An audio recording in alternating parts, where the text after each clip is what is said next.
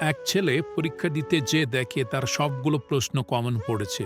সে তো খুঁজতে বাকবাকম।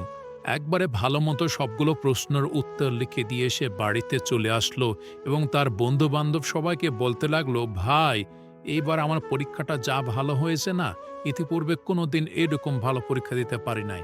কিছুদিন পর যখন পরীক্ষার ফলাফল বের হলো, তখন দেখা গেল সেই ছেলেটি ফেল করেছে। ছেলেটি তখন হতভম্ব হয়ে গেল। সে চিৎকার করে কান্নাকাটি শুরু করলো। আসলে সে বুঝতেই পারছিল না সে ফেল করলো কিভাবে। তখন খবর নিয়ে জানা গেল ছেলেটি প্রশ্নের উত্তর ঠিকই দিয়েছিল, কিন্তু পরীক্ষার খাতার মধ্যে তার নাম লেখে নাই।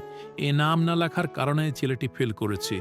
ঠিক একইভাবে যারা আল্লাহ এবং তার রাসূল মুহাম্মদ সাল্লাল্লাহু আলাইহি ওয়াসাল্লামের উপরে ঈমান আনে নাই, তারা যত ভালো কাজই করুক না কেন, তাদের প্রশ্ন যতই কমন পড়ুক না কেন, ঈমানদারের খাতায় নাম না লেখানোর কারণে দেখা যাবে হাসরের ময়দানে তারা ফেল করেছে।